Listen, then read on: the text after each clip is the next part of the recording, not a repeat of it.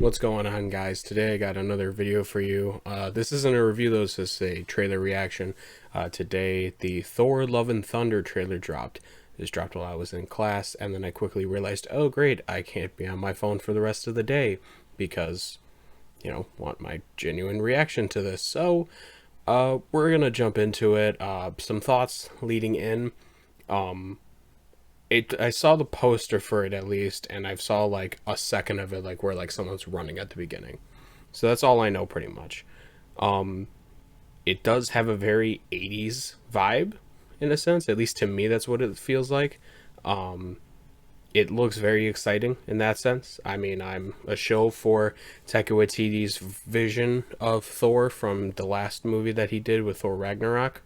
Um, Interested to see where they're going to go with this because the last time we did see Thor, we saw him riding a ship with the Guardians of the Galaxy. So I don't know if they're going to make any special appearance in this movie, whether it's a post-credit scene or they have some sort of reference to them and midway through, or maybe this is, a side mission for him to do and then, going forward. But enough from me. I want to see this trailer right now, so let's get into that.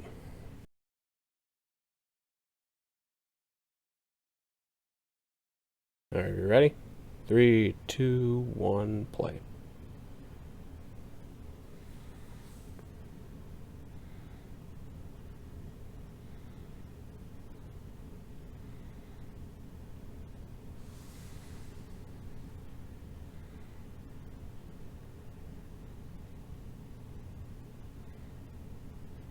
I already love the song choice. Yep, I love it.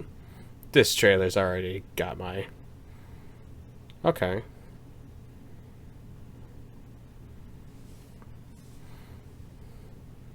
Yep, that's kind of what I expected.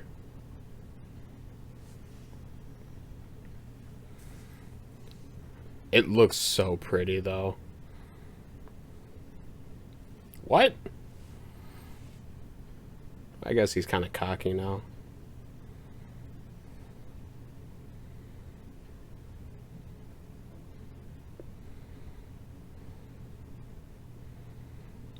Valkyrie's back.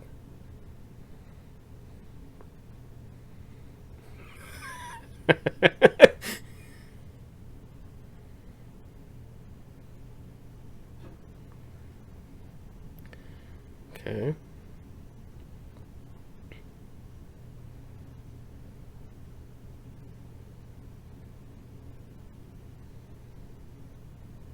Nice. Okay. Um yeah, that was really interesting.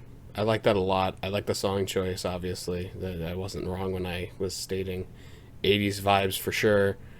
Um yeah, I'm going to watch this one more time and then I will collect some thoughts and then I will return to a little more analysis on this. So, first initial thoughts on this movie just looks like it's going to be a lot of fun. I like the addition of the Guardians of the Galaxy in this movie, as I kind of predicted going into it. Promise I didn't see anything outside of just the person running at the beginning for like a split second on the internet. And obviously, I'll just jump into this part now because this is the only other thing I saw, but I didn't want to kind of give it away. I did see Natalie Portman like in a thumbnail, like the last shot of the trailer. Um, it was like spread around. You can't really escape a lot of things. And that was one of the shots, obviously. And we all knew that she was going to be in the movie. We all knew that she's going to be female Thor in this movie, or she Thor, or whatever they want to call it. It's Natalie Portman is another version of Thor. And this is a little bit of the hot take, maybe. I don't know how everyone else is feeling on this. I wish that the Marvel Studios didn't mention that she was playing as a female Thor in this movie. I really didn't, because you can say that she's going to return in the movie, and then people can kind of speculate from that, being like, what is she going to do, maybe, from her last stint with it? Like, what is she going to bring to the story? And I think having the last shot of her with the hammer dropping like that, I think that would have been more effective. I think that would have really gotten people like, oh wow, so it's not only she's like coming back for whatever, she's like in the action now. And I really, really dig that idea, other than just us knowing that she was going to be female Thor and Like, we knew that was going to happen. In other instances, though, the story seems like his Thor is on a bit of a, midlife crisis in a sense. He's trying to find himself still after the events of Endgame. He traveled along with, the Guardians of the Galaxy, and he's kind of, winding down his superhero days. He almost feels like a rebellious teen in a sense, where he's just like, I just want to do what I want. I don't want to do anything heroic. I just want to be me. I want to figure out what I'm supposed to do in this life.